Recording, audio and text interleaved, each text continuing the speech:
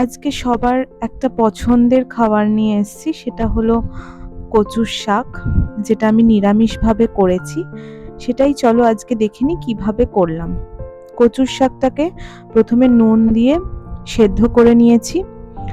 তারপর একটা কড়াইতে সর্ষের তেল গরম করে তার মধ্যে গোটা জিরে, তেজপাতা আর কাঁচা লঙ্কা ফোড়ন দিয়ে তার মধ্যে দিয়ে দেব আদা বাটা আর কিছু গুঁড়ো মশলা, যার মধ্যে থাকবে ধনে জিরে গুঁড়ো, হলুদ গুঁড়ো আর নুন দিয়ে ভালো করে একদম মিডিয়াম ফ্লেমে মশলাগুলোকে কষাবো। যখন মশলাগুলো একদম কষে যাবে তখন ওর মধ্যে ওই সেদ্ধ করা কচুর শাকটা দিয়ে দেব। দিয়ে ওই মশলার সাথে কচুর শাকটাকে ভালো করে মিক্সড করব, যাতে কচুর শাকের মধ্যে মশলাটা ভালোভাবে একদম মিশে যায়। দিয়ে তারপর কচুর শাকটাকে একদম লো ফ্লেমে দিয়ে ঢাকা দিয়ে দেব, যাতে কচুর শাকের মধ্যে যেই জলটা থাকবে সেই জলটা যাতে আস্তে আস্তে কচুর শাকের মধ্যে টেনে নেয়।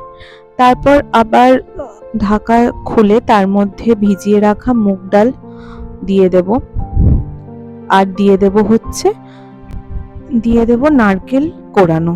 একটু বেশি করেই নারকেল কোড়ানো দেব, যাতে আলাদা করে কচুর শাকের মধ্যে চিনি দিতে না হয় মিষ্টির জন্য।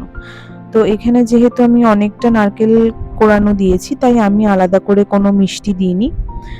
যদি তোমাদের লাগে তো তোমরা দিতে পারো। দিয়ে তারপর ভালো করে কচুর শাকের সাথে নারকেলটা যেন ভালোভাবে মিশে যায়। তারপর আবার লো ফ্লেমে ঢাকা দিয়ে দেব, যাতে কচুর শাকের মধ্যে একদম জলটা না থাকে, জলটা যেন একদম টেনে নেয়। তো বারবার ঢাকা খুলে খুলে এইভাবে নাড়তে হবে, না হলে কচুর শাকের নিচে কিন্তু পোড়া লেগে যেতে পারে। তাই বারবার এইভাবে নাড়তে হবে।